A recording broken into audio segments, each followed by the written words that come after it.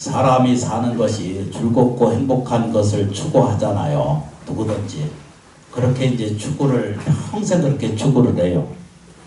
그런데 잘 아시는 것처럼 행복은 뭐죠? 계속 연결되지 않잖아요. 행복은 계속 연결되어 있는 힘을 갖고 있질 않아요.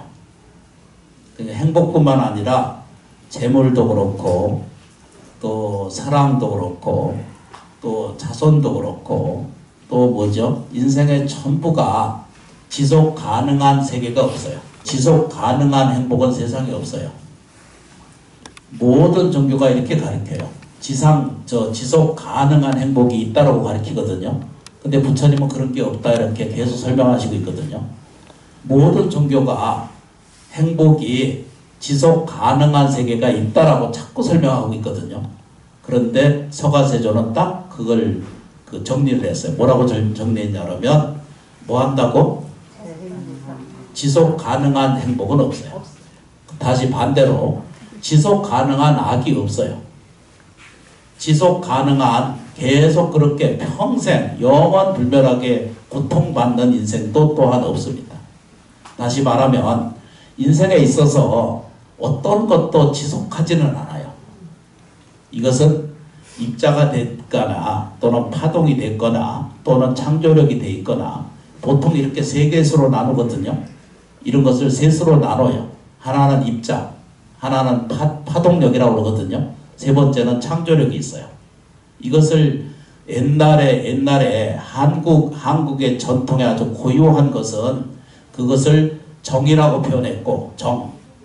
쌀미자를 써서 쓰는 불청자를 쓰는 정을 얘기를 해요. 마음십자에 쓰는 정도 있잖아, 그죠? 청순할 때는 그렇게 쓰고 정갈하다, 바르다라고 표현할 때는 쌀미자를 쓰거든요. 나무지장보자.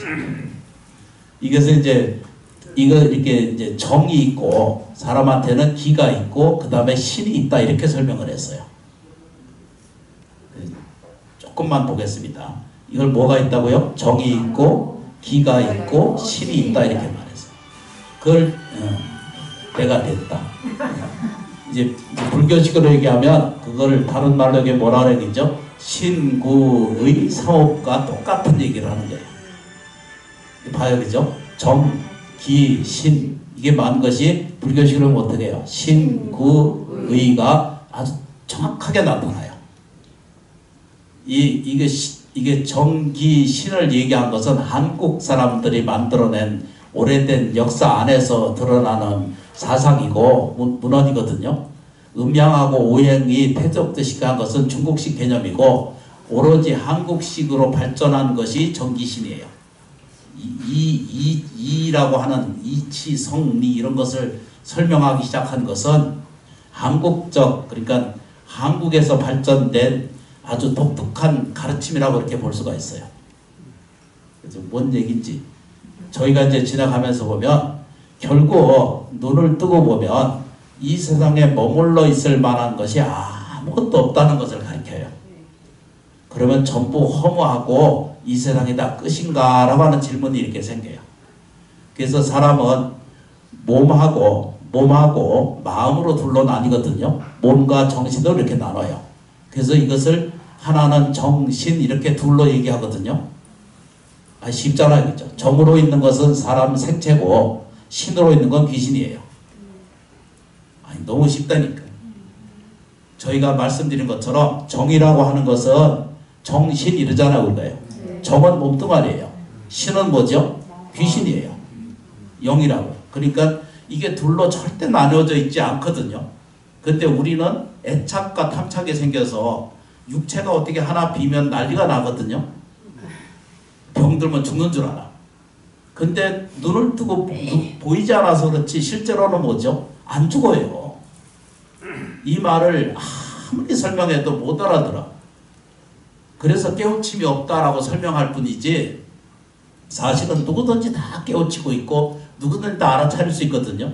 그런데 자기 한계를 스스로 자기가 만드는 거예요. 뭐라고 만들어요? 나는 가난한 사람이다 라고 이렇게 봐요. 나는 불행하고 있는 사람이다 이렇게 봐요. 자기 한계를 자기 스스로를 규정하기 시작해요. 그게 누가 뭘 만드냐 하면 자기 몸의 환경이나 조건을 들여다보고 자기 한계를 만들어요.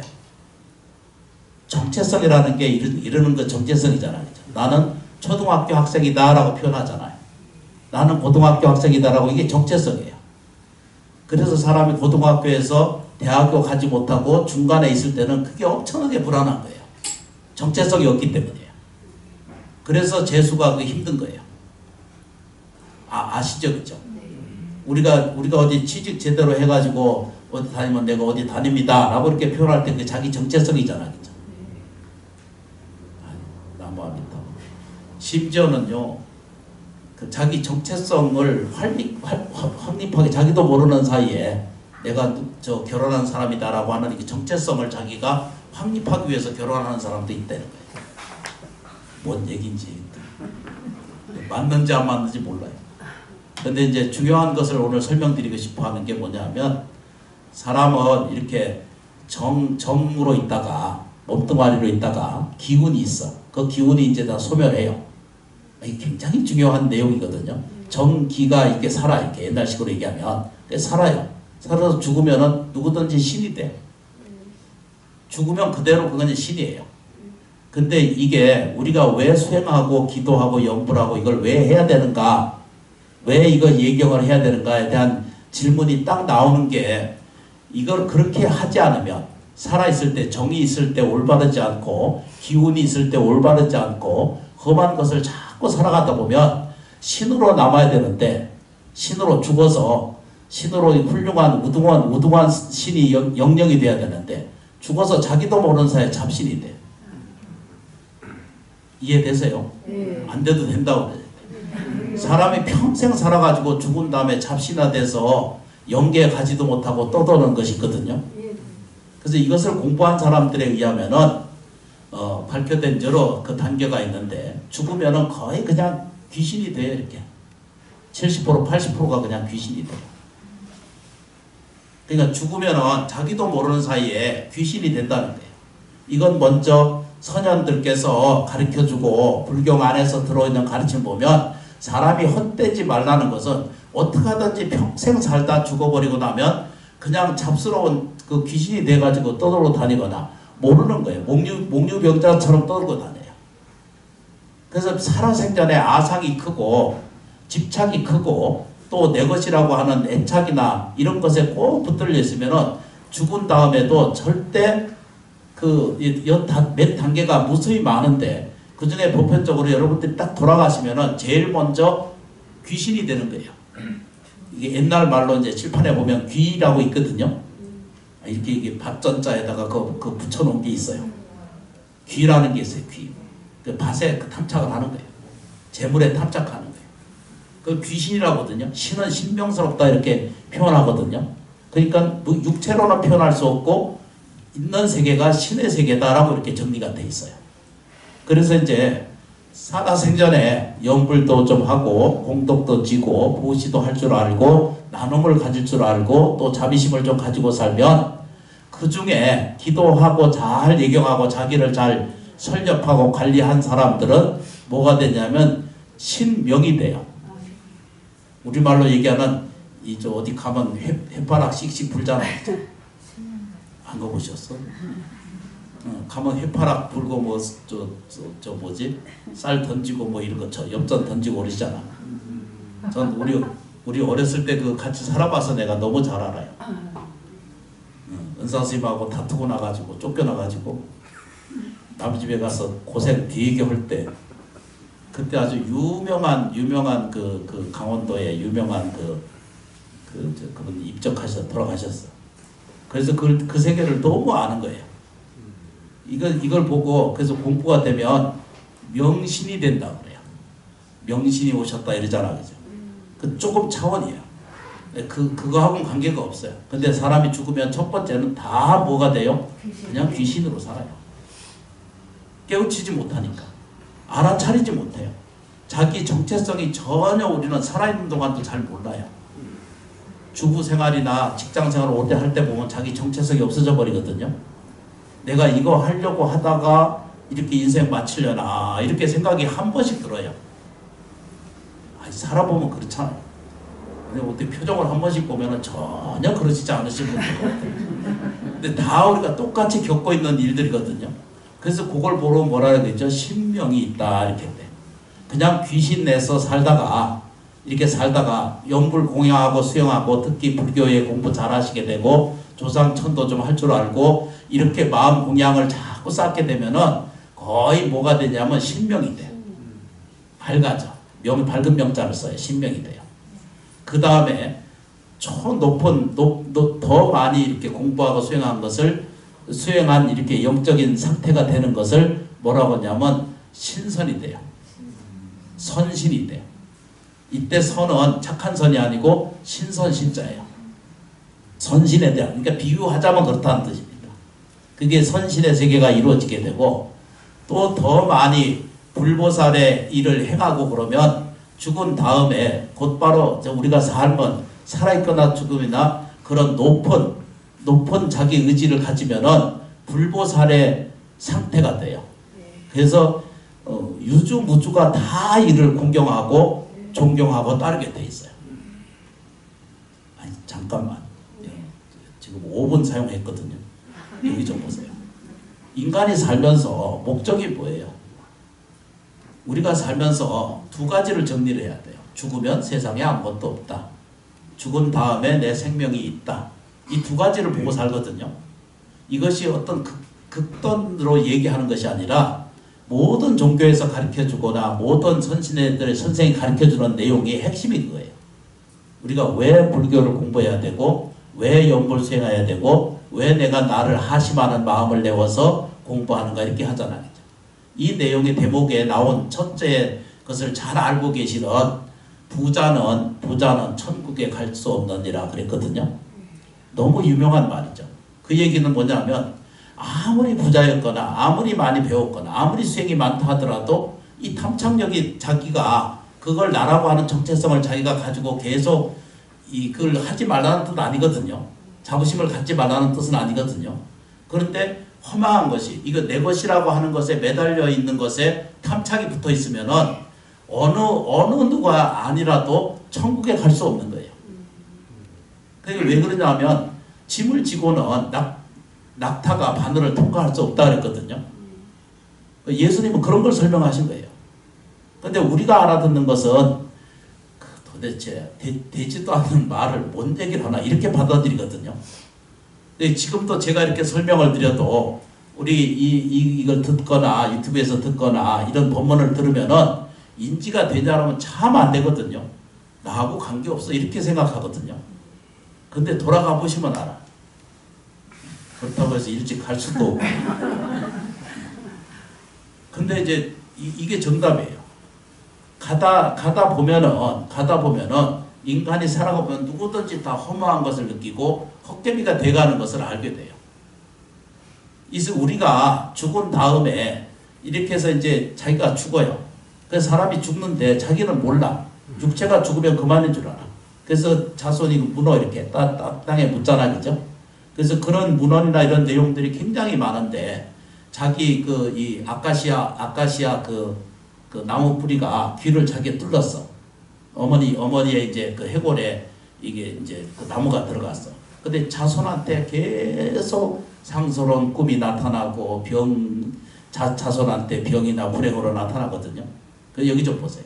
살아 생전에는 그 어머니는 그 자식을 위해서 목숨을 대신할 정도로 그렇게 지극한 자식 사랑이 있잖아요. 그죠?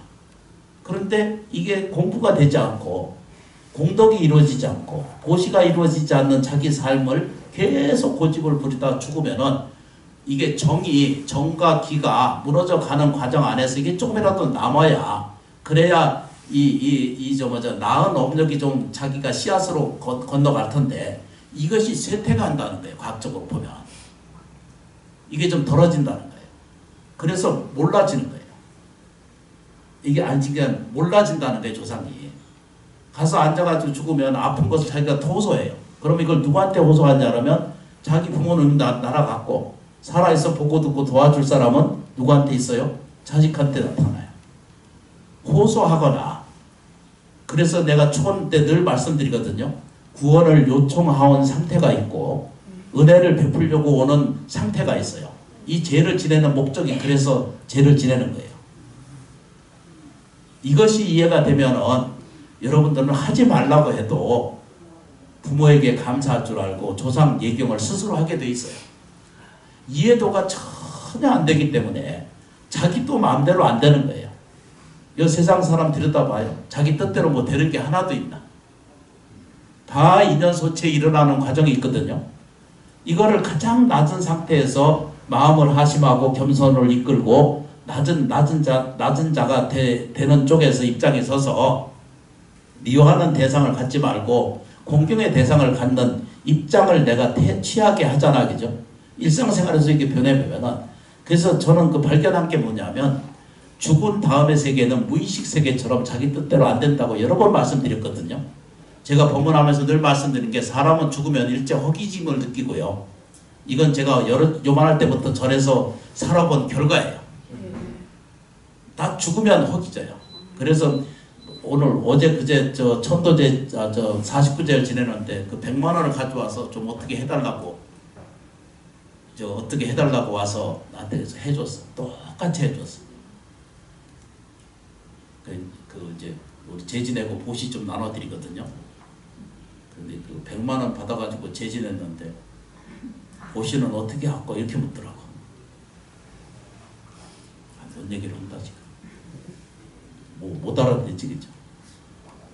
이래서 이제 그렇게 죄를 지내요. 근데 그 사람이 왜 이런 죄를 이제 어머니를 위해서 아들인데 혼자 와서 죄를 지내요. 그래서 100만 원을 지내고 가져와서도 매주 상식을 올려주었어요. 돌아가실 때는 편안한 느낌을 제가 받았기 때문에 고맙게 생각을 해요. 죄를 지내고 나서. 그래서 가서 아주 기쁜 마음으로 가볍게 가셨어요. 그런데 그 어머니가 돌아가실 때는 스스로 목숨을 끌어서 가셨거든요. 그래서 그걸 치유해주는 노력을 했어요. 그래서 그런 면을 보면 어디 먼 세계에 모은 것은 크나큰 일을 일으켜서 잘해내는 일보다는 우리가 할 수 있는 일을 조금씩 이렇게 선거를 쌓는 거예요.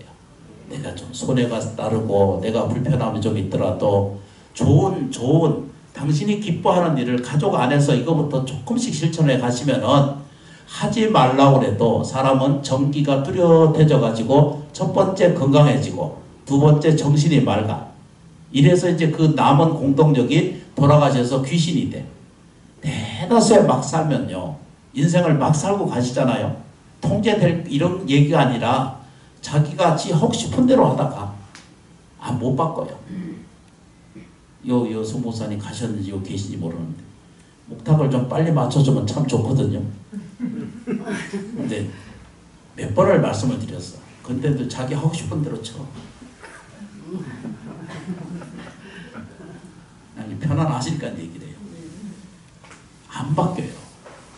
이러고 앉아서 자기 톤으로 그냥 계속해. 난 빨리 해야 되는데. 이게 우리도 그러고 앉았다는 거예요. 남편에 대한 것도 전혀 안 바뀌어요. 늘 하고 싶은 대로 해요. 성질대로 해.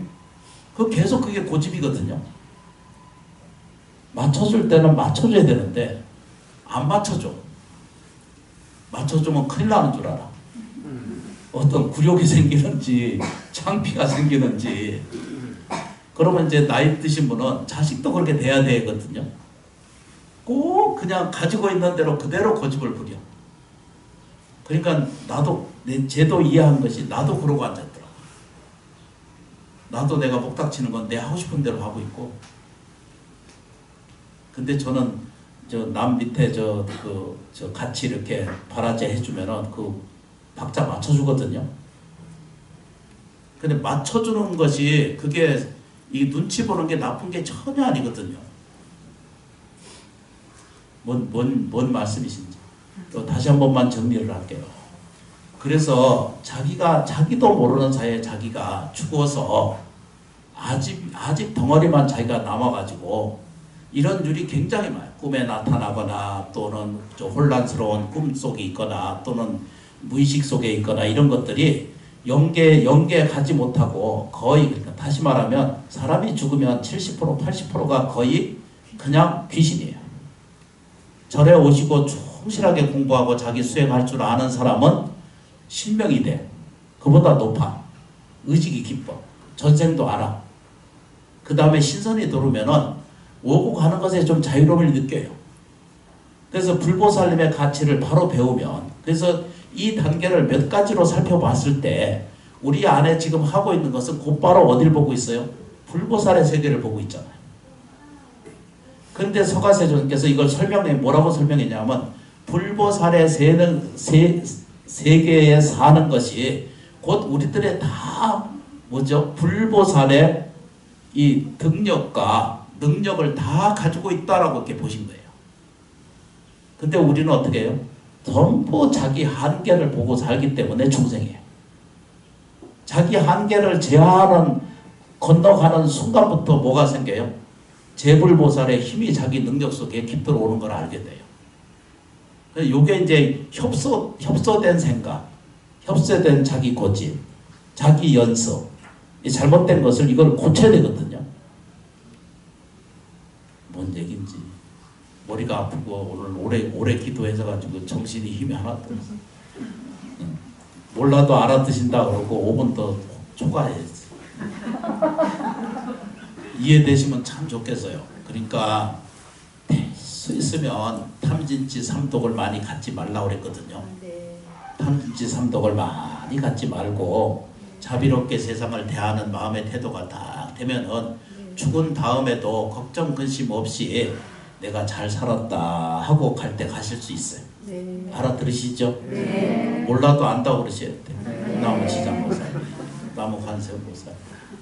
여기는 관세음보살님이 우세지역이거든요. 네. 관세음보살님이 우세지역이야. 네.